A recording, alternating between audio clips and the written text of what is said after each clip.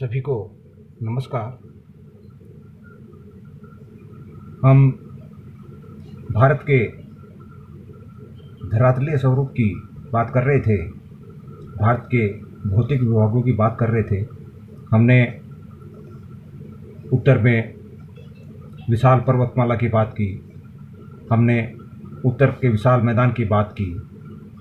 अब हम दक्षिण के प्रायद्वीपीय पठार की बात करेंगे, जो तीन ओर से समुद्र से घिरा हुआ धरातल है। भारत का ये हिस्सा गोंडवाना लैंड का प्राचीनतम भूभाग का हिस्सा है।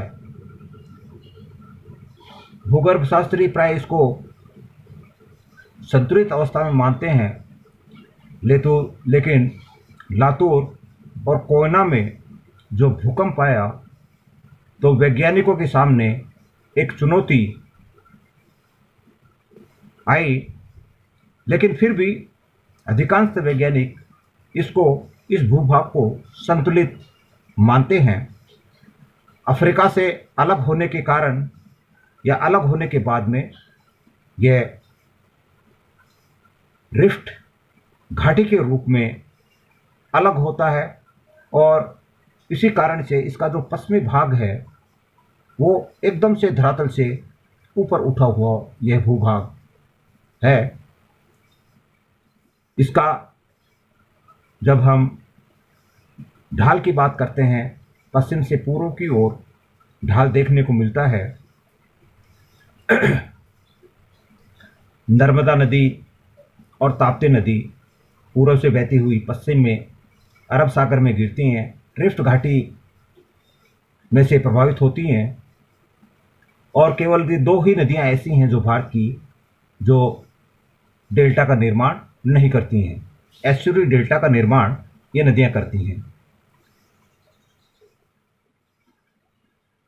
छोटे नागपुर के पठार से निकलने वाली सोन नदी, दामोदर नदी और दक्षिण में महानदी, ऐसे ही कृष्णा नदी, कावेरी नदी और गोदावरी नदी, ये दक्षिण पठार की बड़ी नदियां हैं जो काफ़ी लंबे समय से इस भाग पर अनाच्छादन की क्रियाएं करती आ रही हैं, और उसी कारण से यह भारत का भूभाग आपको अलग अलग स्थलाकृतियां यहाँ देखने को मिलेंगी। अनाच्छादन की क्रियाएं लगातार संपन्न होने के कारण ये दक्षिण का पठार घिसकर नीचा हो गया है। इसका पठार के हम आकार की बात करते हैं, त्रिभुजाकार में फैला हुआ ये पठार लगभग 7 लाख वर्ग किलोमीटर के क्षेत्र में फैला हुआ, जिसकी औसत ऊंचाई 600 से 900 मीटर की मानते हैं।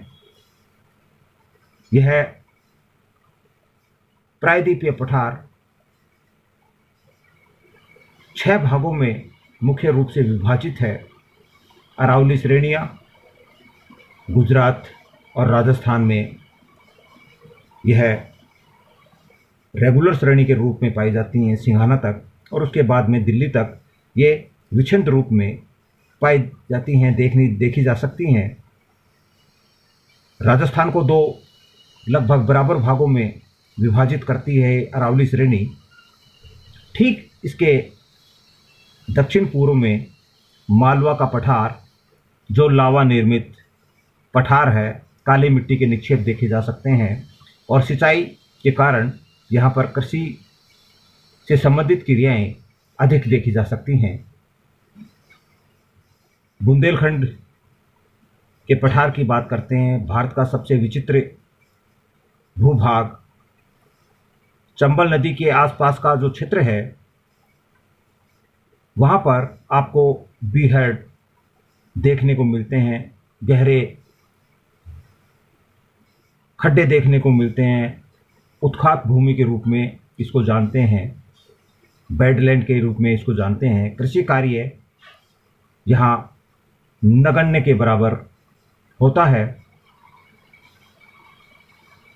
चौथा, बुंदेलखंड का पठार विंध्याक्रम की जो श्रेणी है उसके पूर्व में देखे जा सकते हैं इस श्रेणी पठार को, जिसका विस्तार बिहार तक देखा गया है।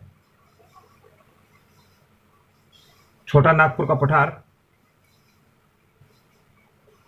जो कि छत्तीसगढ़, झारखंड, उड़ीसा के भूभाग पर फैला हुआ यह क्षेत्र खनिज संसाधन के रूप में भरपूर, यह क्षेत्र भारत का वृहत्तम औद्योगिक क्षेत्र के रूप में भी जाना जाता है। इसके उत्तर में सोन नदी और दामोदर नदी निकलती हैं जो गंगा नदी में जाकर मिल जाती हैं, और महानदी दक्षिण में निकलकर बंगाल की खाड़ी में गिर जाती हैं। दक्कन का पठार जो लावा निर्मित पठार है, सतपुड़ा रेंज से दक्षिण तक इसका विस्तार देखा गया है। काली मिट्टी के जमाव पाए जाते हैं, फलस्वरूप गन्ना और कपास की खेती यहाँ देखने को मिलती हैं। जैसे ही हम सह्याद्री की पहाड़ी से होते हुए दक्षिण तक पहुँचते हैं तो यहाँ आपको नीलगिरी की पहाड़ी, अन्नामलाई की पहाड़ियाँ, इलायची की पहाड़ी देखने को मिलती हैं, जहाँ पर अन्नामुडाई की चोटी देखी जा सकती है जो दक्षिणतम भारत की सबसे ऊंची चोटी है, जिसकी ऊंचाई 2695 मीटर है। इसके बाद दोदा बेटा की पहाड़ियाँ जिसकी ऊंचाई 2623 मीटर है। मसालों का उत्पादन यहाँ सर्वाधिक मात्रा में होता है। यह पठार का जो पश्चिमी भाग है, इनको 4 दर्रे पश्चिम भाग को उत्तर पूर्वी भाग को से जोड़ते हैं। इन में मुख्य थाल घाट जो मुंबई को कोलकाता से जोड़ता है, भोर घाट जो मुंबई और पुणे को जोड़ता है, पाल घाट केरल को चेन्नई से जोड़ता है, और सेंट कोटा दर्रा त्रिवेंद्रम को मदुरई से जोड़ता है। यह प्राचीनतम भूभाग पठार के रूप में भारत के दक्षिण भाग पर विस्तृत है। विभिन्न औद्योगिक प्रदेश यहाँ देखने को मिलते हैं। तटीय क्षेत्रों पर भारत के बड़े शहर बसे हुए हैं और आर्थिक क्रियाओं को ये प्रभावित करता है। हम जब इसके तटीय क्षेत्रों की बात करते हैं तो ये भाग कोंकण तट, मालाबार तट, कोरोमंडल तट और उत्तरी सरकार तट के रूप में इन दोनों भागों के तटों को हम विभाजित करते हैं। तो भारत का महत्वपूर्ण हिस्सा जो भारत की आर्थिक गतिविधियों को संपन्न करने में अपना महत्वपूर्ण रोल अदा करता है। Thank you.